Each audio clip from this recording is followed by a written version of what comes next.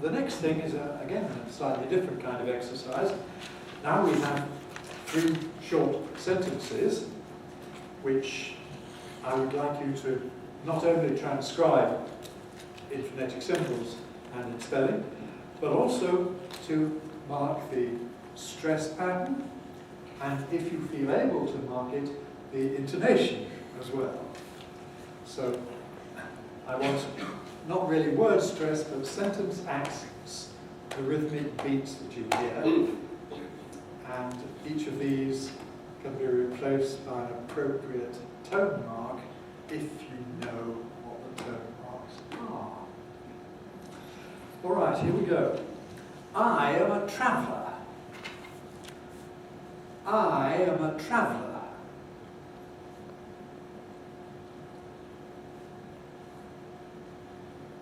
I am a traveller.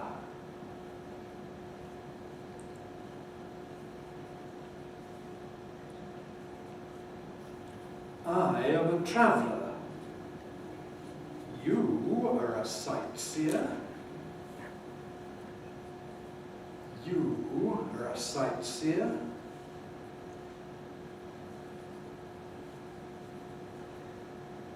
You are a sightseer.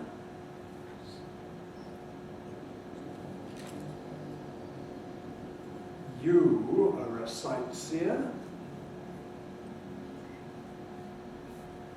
He is a tourist. He is a tourist.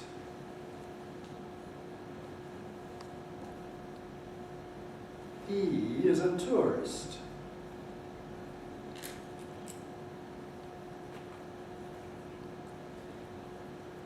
He is a tourist.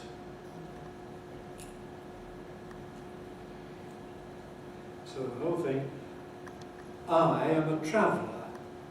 You are a sightseer. He is a tourist.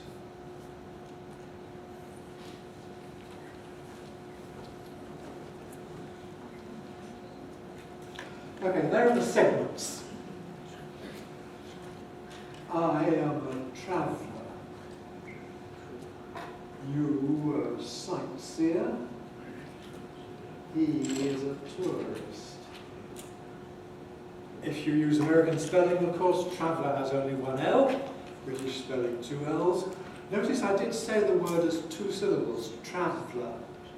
You could have said, you could have traveller, 3 syllables, but as I usually do, I compressed it to 2 syllables, traveller. I am a traveller. First of all, any problems about the segments? How many separate groups for I, you, and he? Well, we haven't come to grouping it yet, so I said segments, which means vowels and consonants. I thought some of the times you had sightseer. Yes, I tend to do this. Smooth, you mean, seer. I was trying not to, but I may have done that. Seer, sightseer, I tried to say. So as not to complicate life for you. You're quite right, my unstudied pronunciation might well be sightseer, seer, seer, seer. Let's pretend I didn't do that. Okay, there it is divided into groups. I haven't put marks at the ends of the lines, they're obvious. What I've done is underline the nucleus in each group and divide the groups up into the tonality units, IPs, intonation phrases. I am a traveller. You are a sightseer. He is a tourist. Is that okay for everybody up to that point? So now the big question, we have to find the tone for each underlined syllable. I, what's that? I, 4 eyes. I am a traveller. Trav, 4. I am a traveller. You, another 4 eyes, are a sightseer, going up, rising. He, 4 eyes again, is a tourist, 4. So it's very straightforward, but it does illustrate all 3 of the important tones, the main three tones of English. And some of you have done this before, some of you haven't, but some of you will know that the full rise, amongst other things, is used to contrast one thing with another. I, you, he, contrast between them. It also indicates non-finality, which we have here. Then we've got a choice of the ordinary declarative for, traveller. Or alternatively, you could use a rise, which again indicates that there is something more to follow, non-final sightseer, and then a final for, tourist. Now, is that clear to everybody? Anybody have any questions? Have you had any lectures on intonation yet? Yes. Well, so this is familiar. Good. Yes. Could you please do sightseer with and without the tail accent on C? I'm not sure I could, to be honest. I wasn't taking any account of tail. Not accents. You don't get accents in tails, but rhythmic beats. Well, you are a sightseer. You're putting something on sightseer. As against you are a sightseer without it. But I advise people to ignore rhythmic beats in the tail, to be honest. It's certainly not contrasting. Well, it's very, very marginally contrasted. We're thrown back on these tricky minimal pairs, if you want to know about this. Minimal pairs like there was a lot of bloodshed versus there was a lot of bloodshed. Where bloodshed is one word, compound noun, and bloodshed is noun plus verb. But there are very, very few cases like that. It usually doesn't matter. Apart from that, any problems there? I think it would be a good thing if you all just were to practice saying those tones to make sure you can do them. Let's first of all have a full rise on I. Everyone. I. Again. I am a traveller. I am a traveller. You are a sightseer. You are a sightseer. He is a tourist. He is a tourist. Lovely. Good.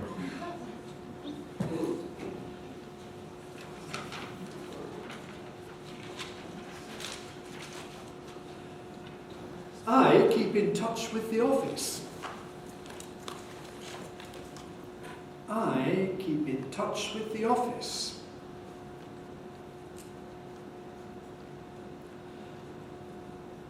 I keep in touch with the office.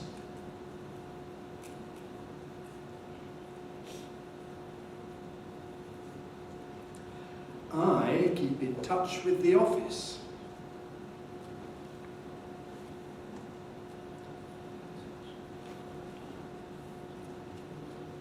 I keep in touch with the office. You are a workaholic. You are a workaholic.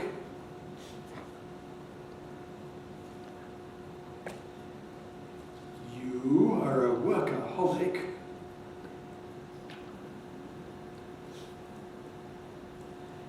You are a workaholic.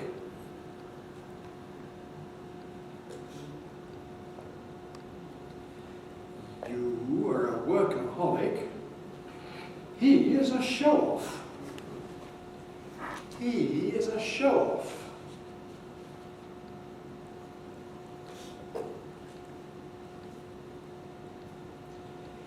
He is a show-off.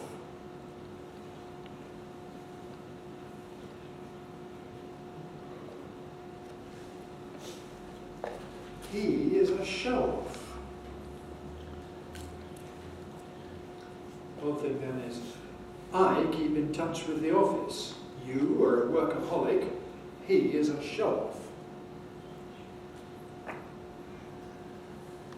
There are the segments. Vowels and consonants. I keep in touch with the office. You are a workaholic. Sorry, wrong terms. You are a workaholic. He is a show-off.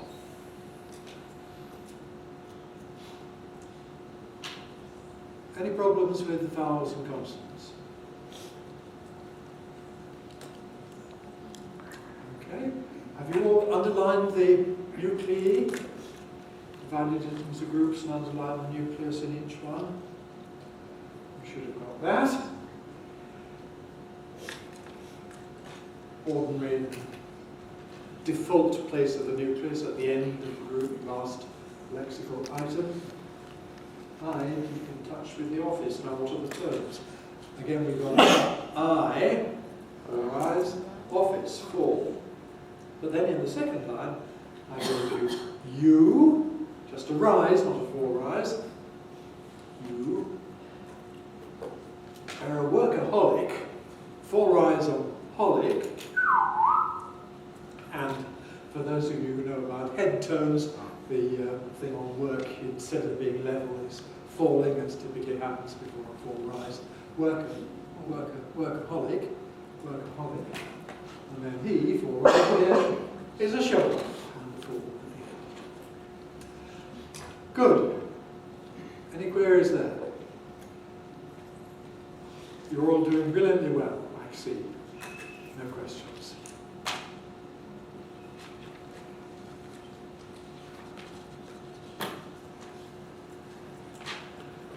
Well, there's a bit more of this. I have a villa. I have a villa. I have a villa.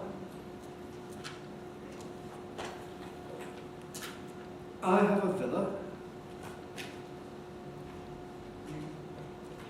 I have a villa. I have a villa. You have a house. You have a house.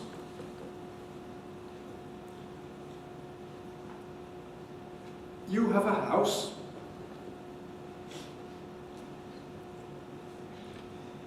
You have a house.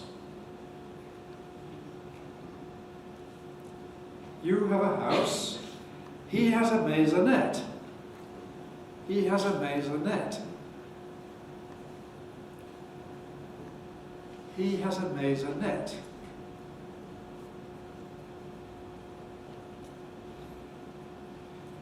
He has a maisonette.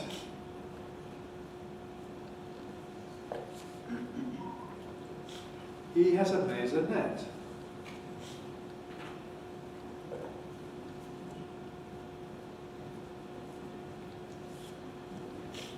I have a villa. You have a house. He has a maisonette. So there are the segments. Any queries, anybody? Why do we have the strong form of have and has? Because it's the main verb. Because it's the main verb, yes.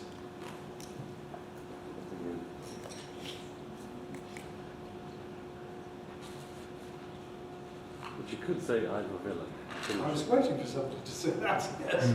You can. It's one of the unanswered questions. When do we weaken certain senses of main verb have? But if you say, for example, I have breakfast at 8 o'clock, you cannot say I have breakfast at 8 o'clock in the sense that I do it regularly. So there are some subtleties here which I don't know the answer to.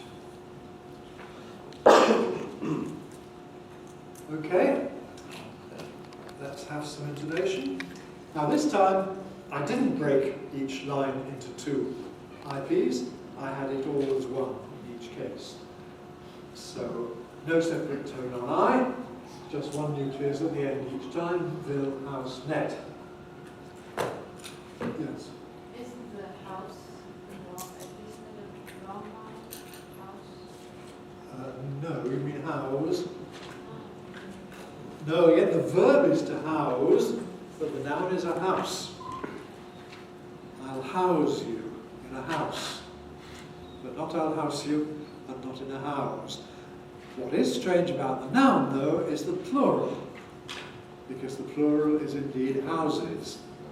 So it's like knife, knives, in that it's got a fricative that switches voicing when we have the plural ending. House, houses. It's the only one in S that does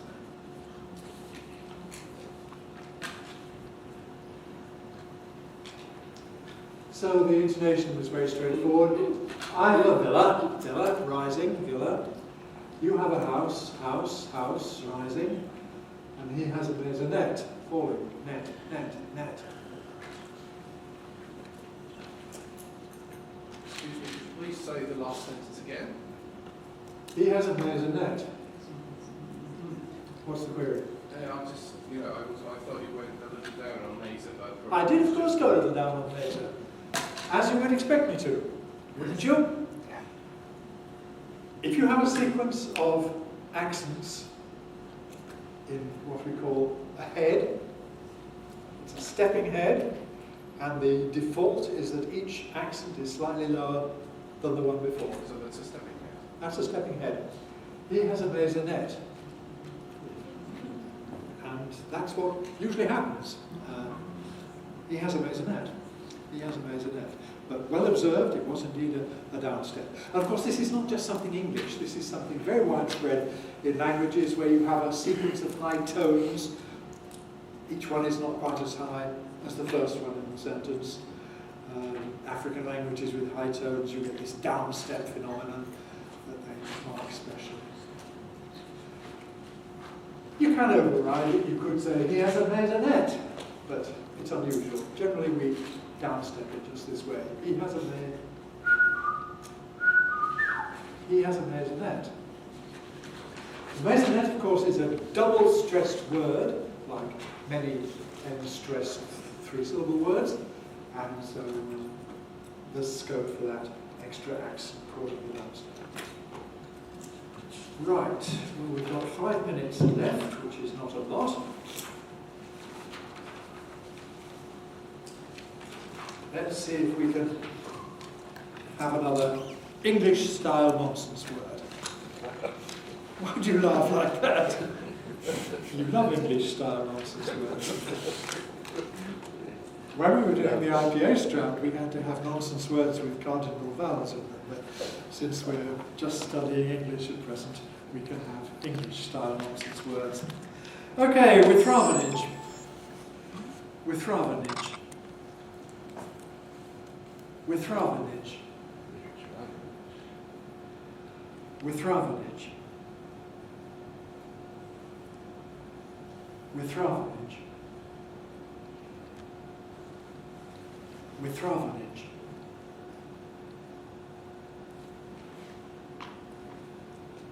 Withravenage.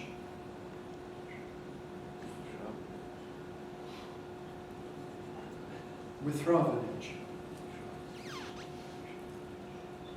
Consult with your neighbour, see if you don't think the same thing. Withravenage.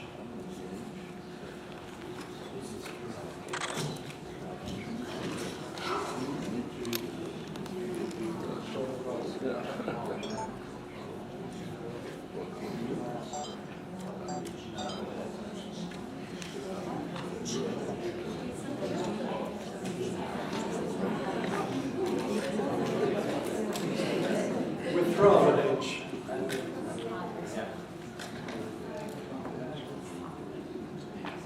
Withravenage. Yes, you've got your schwarzenigs the right way around this time. Good. Withravenage. Have you got your dental fricative correct this time? Withra. Dental fricative correct? I get a voice. Withravenage, yes. It's voiceless, withravenage. Withra, thra. You see how cleverly I've reprised your errors from the first word because I knew what was going to happen. Withravenage, withravenage. Any other things with this word? How would you pronounce it with the ash vowel instead of this stuff? Thravenage, you mean? Withravenage. Withravenage, mine's withravenage. Withravenage. If I put on a North of England accent and say withravenage, my trap vowel wouldn't be quite as different, but yeah, they're different. Thrav, thrav, thrav, thrav, thrav, thrav, thrav, thrav. Yes. And of course, in many languages you have just a single a, which is intermediate between them. And this is a problem for us with borrowing words from foreign languages, because we have to shove your vowel one way or the other. Spanish people say Malaga. We have to say Malaga. We make it ah. In Uganda, there's Kampala. We have to call it Kampala. All three vowels different, you know? Because English forces you to choose one or the other each time.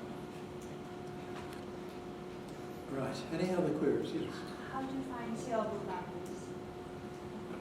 Why do you want to know about syllable boundaries? Stress mark. You wanted to see what accent. Oh, where the stress mark goes. Yes, yes. The usual rule is you maximize the stress syllable. Everything that is dubious goes into the stress syllable.